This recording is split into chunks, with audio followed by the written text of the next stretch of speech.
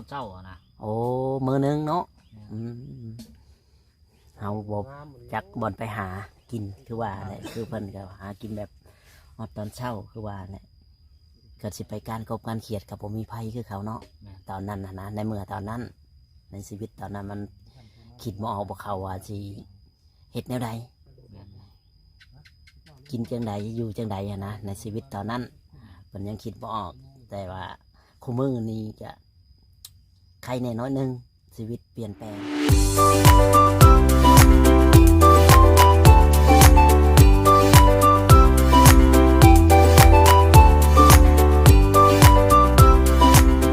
สวัสดีและสบายดีพ่อแม่พี่น้อง FC ที่หักแพงบ่ว่า FC พังลาวพังไทยแล้วก็ต่างประเทศนำเด้อพ่อแม่พี่น้องเนาะ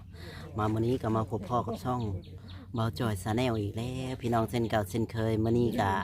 มาหาทางเบาสิงคือเก่าพี่น้องเนาะเพราะว่าทางเบาจอยก็ได้เดินทางเข้ามาหาทางเบาสิงมื้อนี้ก็ได้มาทางเขาบ่อแสนได้พาเบาสิงไปเบิ่งที่ดินพี่น้องเนาะที่ดินหลังจากบ้านเบาสิงอยู่บ่อนี้ก็ประมาณลักหนึ่งนี่แหละประมาณในคันชิฮอดพี่น้องก็ประมาณนี่แหละเนาะก็ลักหนึ่งหรือกิโลหนึ่งเนี่ยพี่น้องเนาะก็ไปเบิ่งที่ดินที่ดอนของเบาสิงเนาะแต่ว่ายังบ่มีงบประมาณซื้อดอกพี่น้องเนาะก็ทางผู้ใหญ่เพิ่นก็ยังทักมาสอบถามเบิ่งก่อนพี่น้องเนาะอาจสิได้ซื้อเร็วๆนี่ก็มีพี่น้องเอ๋ยอาจจะมีเนาะเพราะว่าทางที่ดินที่ดอนของเพิ่นเนาะก็เพิ่นก็ขายราคา 60,000 บาทอะไรพี่น้องเนาะแต่ว่าถือว่าแพงบ่กับแพงอยู่ได้พี่น้องเนาะก็15 คูณเช้าเนี่ยก็ถือว่าแพงเติบอยู่พี่น้องก็เติบหนึ่งช่วงนี้ก็ที่ดินคู่มือนี่ก็ประมาณนี้แหละพี่น้องเอ๋ยก็มันอาจสิว่าแพงบ่มันก็แพงพอสมควรอยู่พี่น้องเอ๋ยเนาะก็ถือว่าถ้าได้ที่ดินให้เพิ่นแล้วค่ะอาจสิดีขึ้นอีกแบบหนึ่งพี่น้องเนาะกับเพิ่นสิได้อยู่สบายเนาะเป็นของตัวเองอันนี้ก็ยังอาศัยที่ดินที่ดอนของคนอื่นเขาอยู่พี่น้องเนาะก็อาศัยเพิ่นอยู่ก่อนว่าเป็นจังไรก็อาศัยเพิ่นเนาะให้ได้อยู่ก่อนอะไรพี่น้องทางเบาสิงเพิ่นก็กระตูบนี่ก็เป็นตูบของเจ้าของสวนอ้อยเพิ่นนะก็ทางเบาสิงเพิ่นก็มาพักอาศัยก่อนนะพี่น้องตะกี้เพิ่นก็สิเอาไปแล้วแต่ว่าเพิ่นก็ยังบ่ทันเอาไปดอกพี่น้องเนาะแต่ว่าเห็นเบาสิงมาอยู่เพิ่นก็ให้อยู่ก่อนก็ย้อนว่าบ่มีนั่นแหละพี่น้องเพิ่นก็บ่มีเพิ่นก็มาแบบนี้เพิ่นก็ให้บอลสิงอยู่ก่อนเห็นเพิ่นอยู่แบบบ่มีบอลอยู่บอลเช่าอะไรพี่น้องเนาะก็อาศัยบอลอยู่บอลเช่าของตูเพิ่นเนาะก็ทางบ่แสนเพิ่นก็ได้ซื้อผ้ากั้งเพิ่นยังมาเฮ็ดบอลไว้บอลอันนั้นนะพี่น้องบอลชนพลไว้เนาะเวลาฝนตกน้ำลงก็ทีมงานก็สิได้เข้ามาส้นน้ำเพิ่นได้พี่น้องเนาะก็เฮ็ดกวงเติบอยู่พี่น้องเนาะจังใดก็สิพาไปติดตามรับชมกับเบาสิงเด้อพี่น้องเนาะทางเบาเจยก็คำแล้วคอยคำลงแรงสิมาถ่ายเบาสิงอีกคลิปหนึ่งค่ะสิกลับคือกันพี่น้องเนาะเพราะว่าการเดินทางบ้านกับไก่พอสมควรอยู่พี่น้องเนาะกับมื้อหน้ามื้อไหนก็สิเข้ามาหาเพิ่นคือเก่านั่นแหละกับบ่ได้ไปใช้ดอกเพิ่นเข้ามาพูดคุยกับเพิ่นคือเก่าเนาะทางเบาสิงไปพี่น้องบ่ว่าหลายใจห่างไปเบิ่งนํกันเลยพี่น้องทางเพิ่นก็อยู่พุ่นพอดีพี่น้องไปเบาเจยก็สิพาไปหาทางเบาสิงเลยพี่น้องวันนี้ก็ได้ปลาซีนแห้งบ่ได้กินวะนี่กินโยอ๋อยังบ่ได้กินเนาะหมดขึ้นเลยได้นี่หมดหลายเลยอ๋อผูกนี่แหละพี่น้องอ๋อทำมาสิสบายดีเด้อแบบสิโอ้สิมาถามหลังจากไปเบิ่งที่ดินใหม่พี่น้องพอยังได้ถึกใจอยู่ป่ะที่ดินคันพันซื้อให้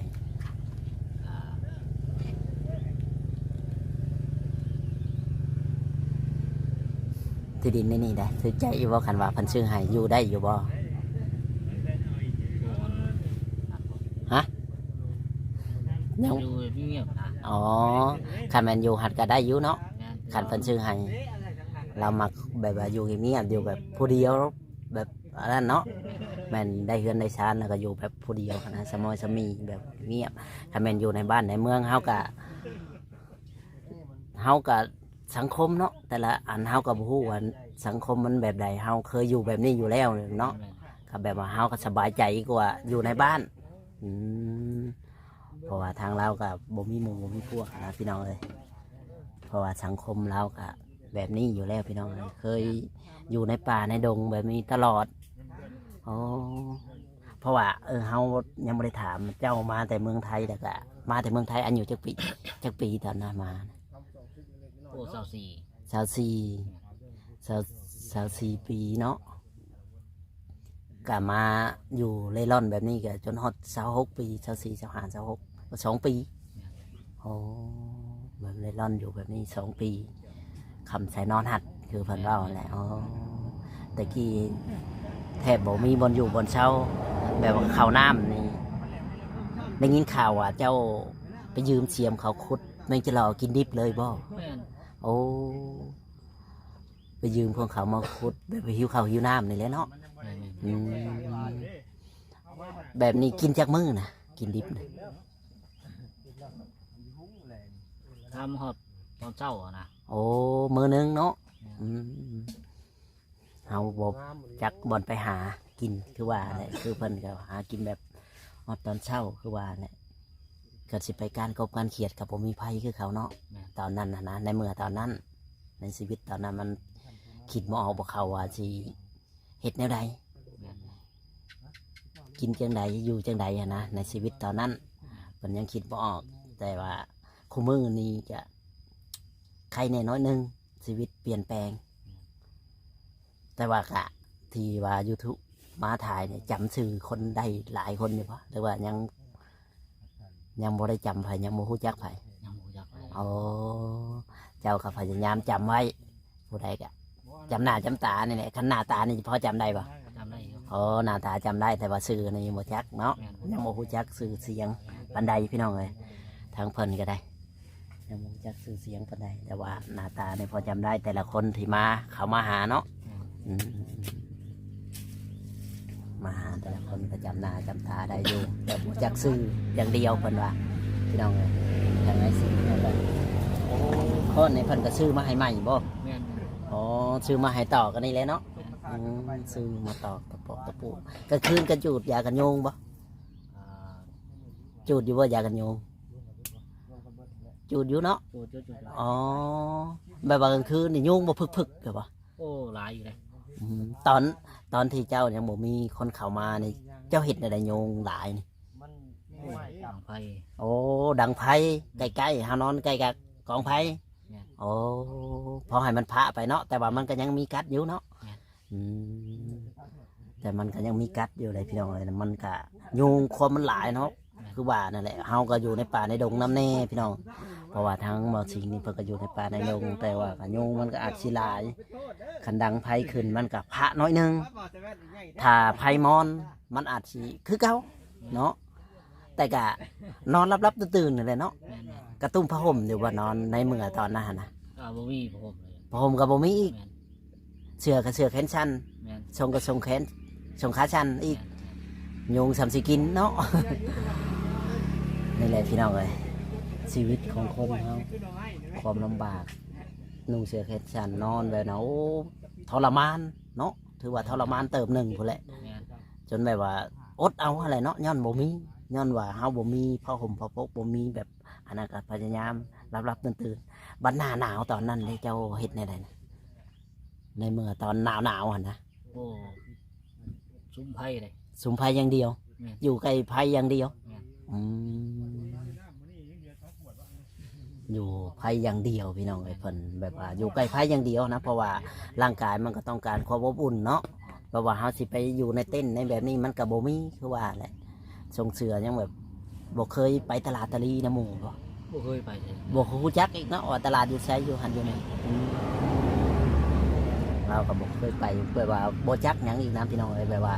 ตัดแบบว่าโลกภายนอกแบบนั้นตัดออกแบบว่าอยู่ในป่าในดงนี่พอฮู้จักเนาะเพราะว่าเขตเฮาเคยไปเคยมาเขตนี้นี่เจ้าฮู้จักหมดดงใดดอนใดนี่นะเพราะว่าดงนี่มันก็กว้างหรือบ่หรือว่ามีแต่สวนอ้อย กว้างเติมเลย โอ้กวางเติมเนาะพอได้พักในเช้าได้อาศัยมื้อนี้หนึ่งแล้วพวกข้าวน้ำหรือว่ากินข้าวเย็น กินข้าวเย็นเอา โอ้กินข้าวเย็นเนาะกะสิได้กินซีนแห้งนี่แหละเนาะอ๋อไปกินซีนแห้งซีนหยังนี่แหละบักกะนี่สาบุญเอาหยังมาให้กินนี่ตะกร้านะ แล้วก็เสื้อ เสือแพร่บ่ แม่น โ อ๋อพอได้ใช้เวลาอาบน้ำเสร็จดอกเสร็จโตเนาะ แม่นเลย เจ้าเคยมีบ่เมื่อก่อน บ่มีเลย บ่มีอย่างเลยเนาะแม้แต่แพรที่เช็ดหน้ายังบ่มีเนาะแพรที่เช็ดหน้ากับบ่มีคือว่าแหละหาเงินกับบ่ได้จักสิไปหาอยู่ไสเนาะพอแต่ได้ซื้อหามาได้ก็ได้ซื้อกินเล็กๆน้อยๆแบบว่าบ่มีแบบว่าติดกระเป๋าจังซั่นจังซี่เลยนะเพิ่นก็ได้พี่น้องเลยนี่ได้ชีวิตนายสิ่งถือว่าสุดๆอีกครอบครัวหนึงเลยพี่น้องเลยแต่ลำบากแบบว่าอยู่ในป่าในดงก็ถือว่า2 ปีผ่านมาเนาะอยู่แบบนี่ตลอดอะไรพี่น้องเลยอยู่แบบในป่าดูแลอ้อยเขา คือแบบนี้ก็คือเพิ่นมาเห็ดแบบนี้เพิ่นกับบริมาบอกว่ามาติดไปหยังเรื่องๆคือเขา เพิ่นบ่ได้บอกเลย เอาบริบอกเขาก็บอกอันนั้นเนาะคันเพิ่นบอกเขาก็เฮ็ดแม่นบ่อ๋อนี่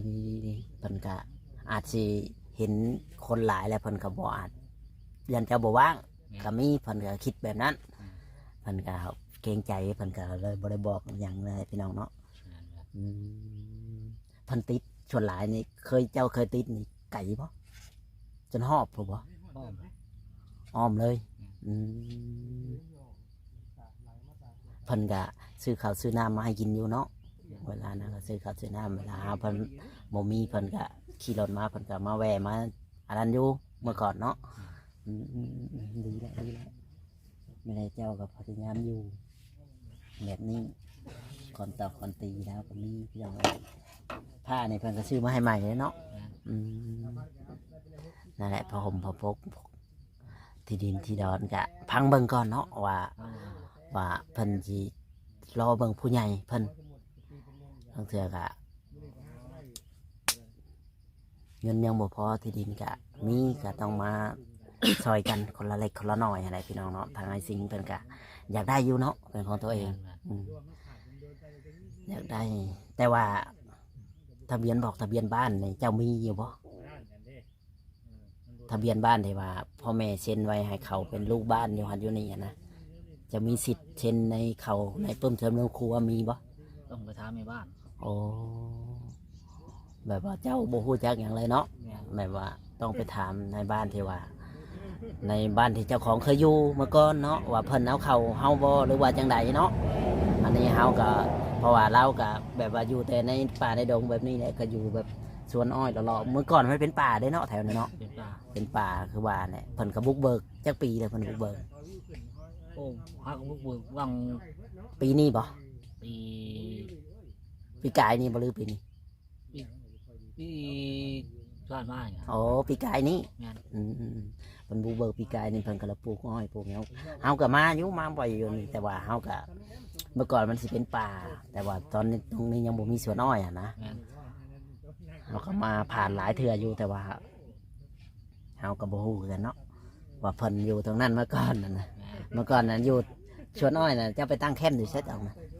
อยู่ในผมบ่ อยู่ในต้นมะขามเด้ โอ้ต้นมะขามตรงนั้นนะ ตรง ตรงในผม หน้าเขาอีแหล่เด้ โอ้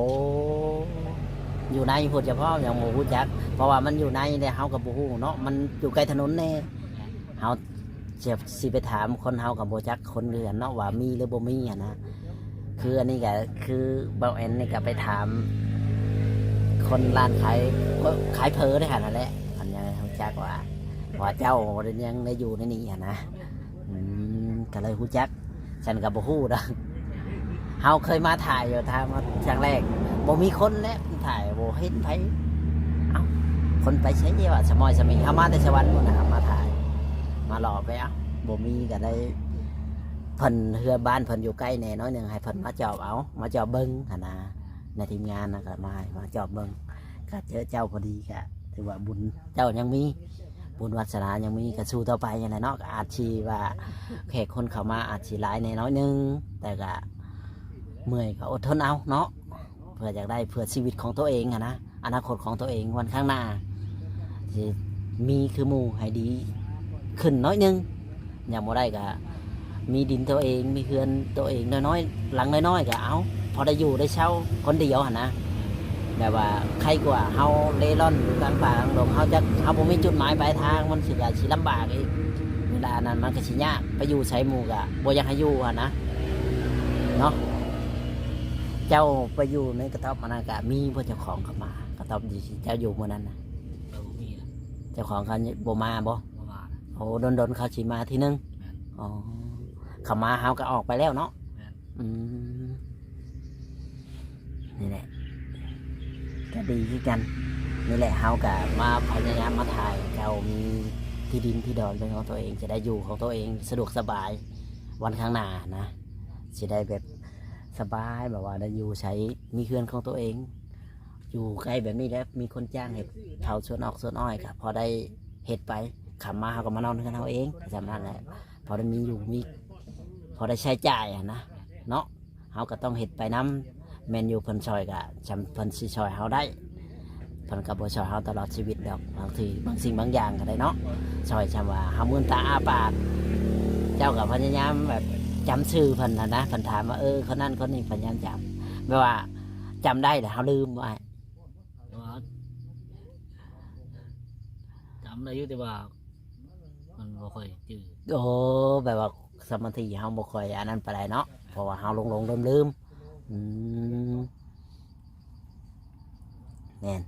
ความจำเพิ่นไปว่าสมาธิเพิ่นสั้นพี่น้องเลยเพิ่นจำแต่หน้าแต่ว่าชื่อนี่มันหลายคนสลับสับเปลี่ยนนะแต่คนละคน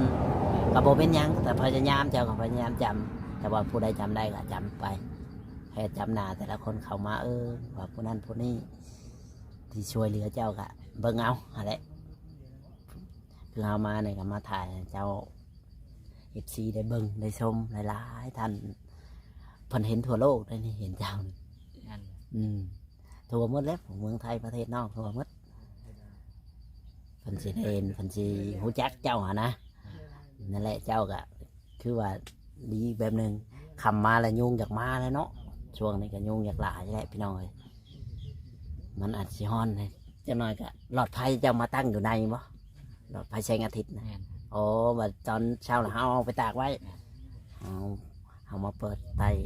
กัดสว่างสวัยตาในน้อยหนึงเนาะตะกี้อยู่แต่ความมืดอย่างเดียวขำมาเลยคือว่ามืดได้ยินแต่เสียงแมงหยังแมงอีกอย่างนั้นก็แมงจะนายน้อยห้องยี่ฉำนั้นเลยเนาะอืมสมอยสมีจะได้เราก็เลยไปจังหวะอยู่แบบนั้นก็น่าสงสารเราอยู่ดอกอันนี้ค่ะมีFC ช่วยเหลือเพิ่นมาก็หลายเติบก็ได้อยู่ได้กินของอยู่ของกินก็พอได้กินเนาะก็บ่ขาดอยากกินหยังก็ได้กินอยู่แต่ว่าไปจะอยู่แบบนั่นบ่เคยบ่ไปติดหนี้ติดสินครับแบบว่าในบ้านในหยังเนี่ยบ่เคยไปบ่ ก็บ่เคยติดนะ โอ้เฮาบ่มีเฮาก็ไปเนาะเฮาก็บ่เอาของเพิ่นเนาะเฮามีเฮาก็ยังไปซื้อเนาะ แม่น อืมดีแล้วเฮาบ่ติดหนี้ติดสินยานว่าติดหนี้ติดสินคันมีเงินก็ไปจ่ายเป็นหยังเพิ่นนั่นแหละเป็นหนี้เป็นสินเพิ่นเฮาก็ยันเพิ่นมาถามมาทวงอะนะอันดีคือกันอยากให้เจ้าบ่ติดหนี้ติดสินก็บ่เป็นหยังพี่น้องเนาะนี่แหละคือว่าให้สิ่งเพิ่นอยู่แบบนี้ก็สะดวกสบายจังหน่อยก็เพิ่นก็ดังไผกินข้าวกินน้ำแล้วก็นอนแล้วเนาะ แม่น อืมนั่นแหละสู้ๆว่าจริงไงเจ้าก็อยู่แบบนี้ก็เห็นเจ้าได้ชำนี้เฮาก็ดีใจนะเฮาก็มาให้กำลังใจกันเรื่อยมานั่นแหละ เป็นกำลังใจให้เจ้าสู้ต่อไปใครอยู่ดอกมันมีต้นไม้นี่พอได้หมัดยันว่าลมยังมา มันผัดไปนี่ห้อยแบบว่าลมแห้งๆนี่ เจ้าไปรี่อยู่แสชวนหลาย โอ้ไปทุกคน ไปอยู่พุ่นนะเนาะอยู่มุงอันนั้นมุงกอดเข่าอยู่หันแล้วพอดีเนาะ แม่น แบบว่าเฮาเสื้อผ้ากับบ่มีเคยอยู่บ่ว่าฝนตกเปียกบัดแบบว่านุ่งทรงเสื้อเปียกเนาะหนังกระบอนเลย โอ้ฝนตกแห้งกับเปียก เปียกแล้วก็นุ่งเสื้อเปียกทรงเปียกนั่นแหละเนาะ แม่น มันบ่มีจักสิเอามาที่ใช้มาเปลี่ยนเนาะแม่นความลาวเลยพี่น้องเอ้ยหามาใช้เปลี่ยนเพราะว่าเสื้อก็ตัวเดียวทรงก็ตัวเดียวก็สำนั้นตัวนั้นซื้อเอาเองบ่หรือว่าเพิ่นเอาให้ตัวที่เจ้านุ่งมาก่อน โอ้บนชื่อให้ แบบว่าเห็นงานน้ำเพิ่นซื้อมาพักโอ้เห็นงานน้ำเพิ่นซื้อมาพักมาอย่างให้เนาะก็พอได้ใช้ตอนก็ซื้อสุดเดียวกับแขนสั้นพอได้นุ่งบ่ได้เปลี่ยนใช่ไหมนะอาบน้ำอาบในก็ตัวเดียวนั้น อาบน้ำแล้วก็มันซบตัวเก่าอาบน้ำแล้วก็มันซบตัวเก่าเพราะว่ามันบ่มีนี่พี่น้องเอ้ยนี่แหละเพิ่นก็อยู่แบบนี้เด้อพี่น้องเอ้ยเนาะโอเคพี่น้องเอ้ยคลิปนี้ก็สิบ่มีหยังหลายเฮาก็บ่รบกวนทางเบาสิงเพิ่นพี่น้องเนาะให้เพิ่นพักผ่อนแล้วก็สู้ต่อไปเนาะอีกวันพรุ่งนี้ก็อาจจะมีคนมาคือเก่านั่นแหละก็บ่เป็นหยังเนาะก็มาได้เนาะ มาได้ว่า เฮาก็นั่งเว้าน้ำได้เล็กๆน้อยๆก็นั่งเว้าแบบนี้คือเก่านั่นแหละอยากกินข้าวกินน้ำก็กินก่อนบ่เป็นหยังพักผ่อนกินแต่กาแฟตอนค่ำยังกินเทื่อเดียวเราว่ากินข้าวคาบเดียวทานจะว่าอย่างนี้นะฉันเขาเนาะจะว่าฉันเขาคาบเดียวเราว่าพี่น้องเลยโอเคเนาะสวัสดีเลยสบายดีว่าสิ่งอยู่ดีไม่แห้งโดยนี่พี่น้องเลยเนาะก็ตอบความว่าสิ่งฝนที่จะตกเลยพี่น้องเลยอยู่เนาะก็ตอบของเพิ่นพี่น้อง